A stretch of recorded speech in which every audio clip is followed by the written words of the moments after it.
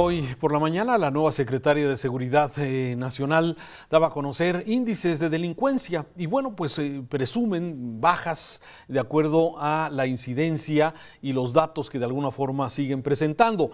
Por ejemplo, muestran una baja del 5% por ejemplo, en el tema de homicidios y algunos otros delitos que aparecen ahí en su pantalla, que es parte de lo que se informa, el delito del fuero común, que es el robo, el asalto, robo a casa habitación, en fin.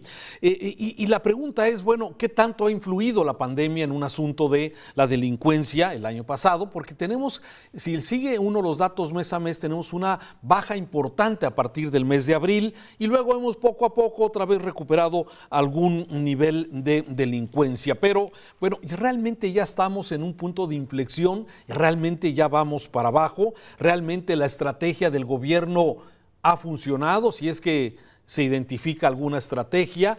En fin, hay preguntas. Es por eso que le doy la bienvenida a este programa a Francisco Rivas, director general del Observatorio Nacional Ciudadano, que ellos se dedican a estar analizando precisamente esto. Francisco, ¿cómo estás? Te saludo, muy buenas tardes. ¿Qué tal, Raúl? Buenas tardes a ti, buenas tardes al auditorio. A ver, lo que presentan las autoridades es resultado de estrategia, es resultado de la pandemia. ¿Cómo lo han leído ustedes en el observatorio? Pues mira, la verdad es que decir que hay una estrategia en seguridad ya es algo bastante aventurado. Sí. Lo que nosotros podemos observar son una serie de acciones que no necesariamente son coherentes entre sí como política de seguridad y que tampoco son coherentes con otras políticas como son la de justicia, la de desarrollo social, la misma de salud.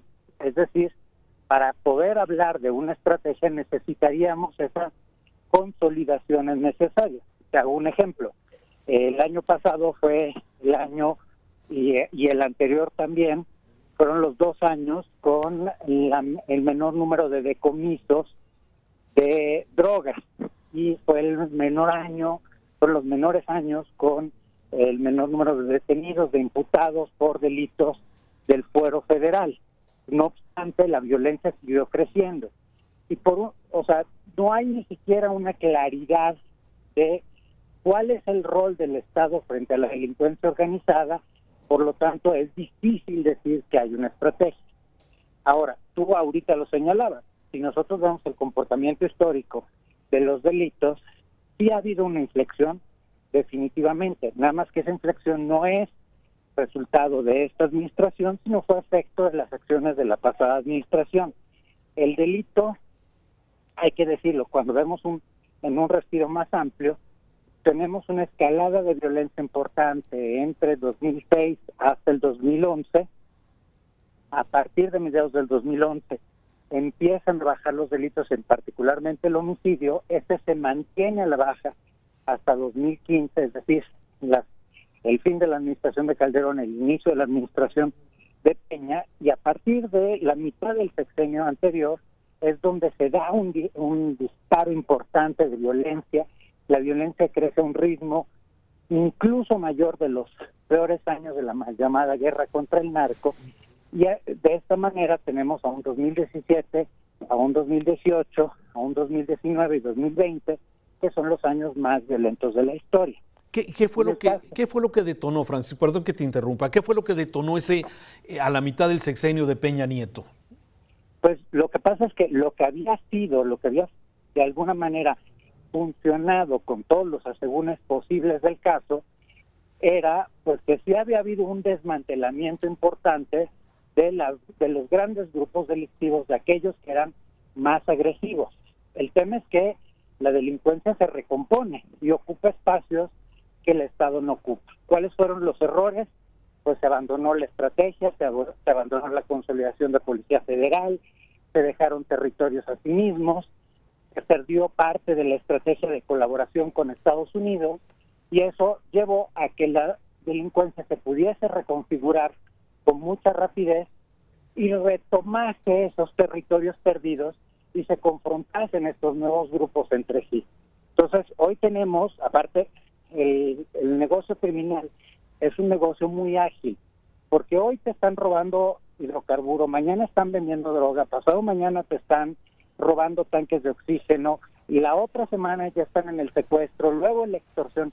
Es decir, en los grupos que tenemos en este país son polifacéticos, no se dedican a un solo delito ni tienen un solo espacio de operación. Por eso siempre están combatiendo entre sí y eso es lo que genera la mayor cantidad de violencia que tenemos en el país. La verdad es que en nuestro país prácticamente el 80% de los homicidios dolosos está de alguna manera relacionado con acciones de delincuencia organizada.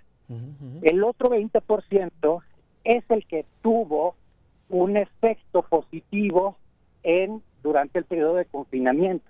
Los meses más duros del confinamiento el año pasado, sí, y diciembre, incluso partes de enero y febrero, abonaron, porque en la medida en la que hubo poca gente o menos gente en las calles, pues es muy difícil asaltarla, secuestrarla, incluso privarla de la vida.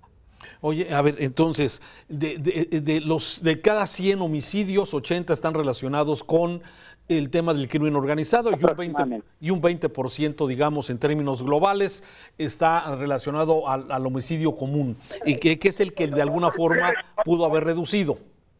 Exactamente. Y ahí es donde vemos precisamente la mayor reducción. Tan es así que si tú ves, tienes un mayor número de víctimas por cada uno de los casos de homicidio doloso. Hay que recordar que en una carpeta de investigación pueden haber hasta un número infinito de víctimas. Si en este momento entra alguien a una actividad comercial y mata a 5 personas, esa es una carpeta de investigación, pero que corresponde a 5 víctimas de homicidio. Claro. El año pasado fue el año en donde se dio la mayor relación, la relación más alta entre el número de carpetas de investigación y el número de víctimas. O sea, por cada carpeta de investigación tuvimos 1.2 víctimas de homicidio doloso. Eso te dice con toda claridad que el problema grave de delincuencia organizada sigue estando presente y sigue creciendo en nuestro país, y que la delincuencia común simple y sencillamente se replegó por la ausencia de esas víctimas en las calles que podían ser vulnerables.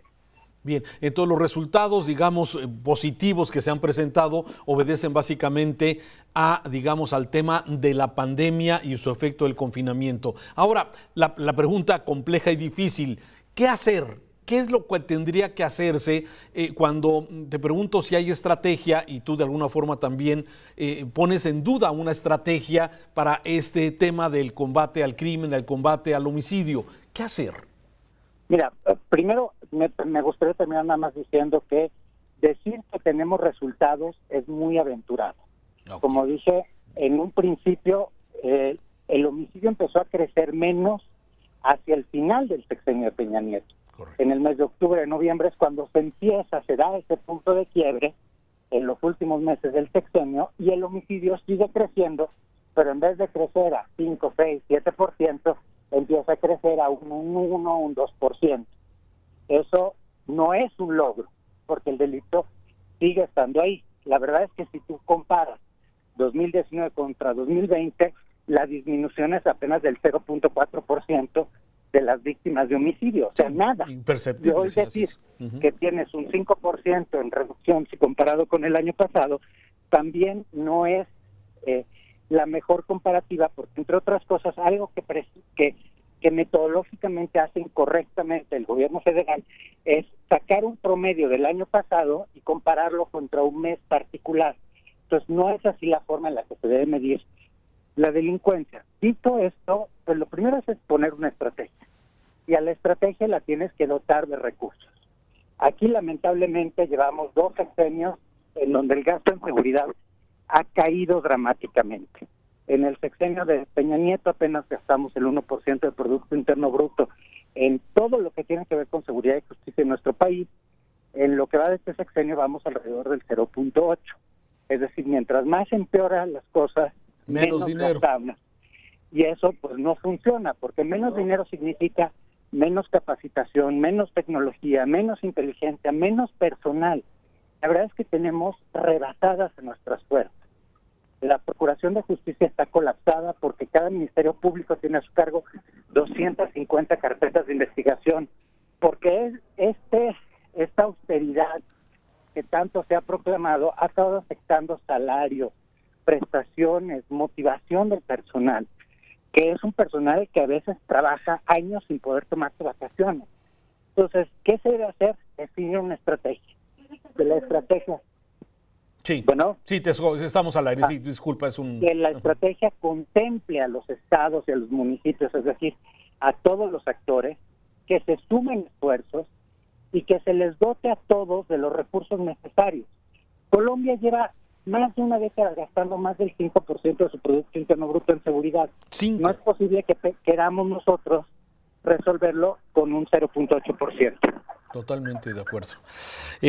Francisco, pues a ver, nos has dado un panorama muy completo de esto, tener en perspectiva todo esto que nos estás comentando y bueno, desde luego, pues hay que inyectarle recursos, hay que inyectarle más dinero, capacitación y voluntad también, querer hacerlo, porque si no, pues vamos a seguir contando el dato de 97 personas muertas, asesinadas diariamente. Es dramático, no sé qué países... Un homicidio doloso cada 25 minutos, Raúl. Sí, no sé qué otros países tengan estos niveles, no sé si hay algunos datos que nos puedas dar sobre esto, pero me parece que es... Bueno, ahí lamentablemente México, ¿no? O sea, lamentablemente para los otros países, México no es ni siquiera el país más violento de la región. En América Latina... Honduras. Colombia sigue teniendo una tasa ligeramente superior de homicidio a la de México, Brasil la tiene, y obviamente los países del llamado Triángulo del Norte, que son los países de Centroamérica, Honduras, El Salvador, siguen teniendo, Nicaragua, siguen teniendo niveles más del doble de la tasa de homicidios que tenemos en nuestro país. Pero eso no debe ser una consolación, o sea, en México, antes del 2006, los homicidios habían alcanzado una disminución sostenida por daños hasta llegar a aproximadamente 9 homicidios por cada 100,000 habitantes. En el peor momento del sexenio Calderón llegamos a 17 homicidios por cada 100,000 habitantes. Cuando volvimos a tener una mejora sustancial en homicidios, llegamos a 12 homicidios por cada 100,000 habitantes en 2014-2015. Y ahorita andamos en tasas de 24 homicidios por cada 100,000 habitantes. O sea, es un mundo. No puede ser, independientemente de que haya países que están peor, México y los mexicanos no nos merecemos esto. Claro. Porque también hay que recordar que el año pasado hubo más de 15,000 personas desaparecidas. Muchas de ellas, lamentablemente, probablemente ya fueron privadas de la vida. Y esos son datos que no están dentro de la estadística. El año con el mayor número de desaparecidos de nuestra historia. Así es, 24 por cada 100,000 habitantes, 24 homicidios. ¿Qué dato? Más. Claro. Francisco Rivas, qué agradable platicar contigo. Lástima que es de este tema terrible, doloroso para nuestro país. Gracias, te agradezco mucho estos minutos para Mega Noticias. Gracias a ustedes y los invito a que lean estos datos en nuestra plataforma de datos del Observatorio Nacional Ciudadano. Muy buenas tardes. Muchas gracias.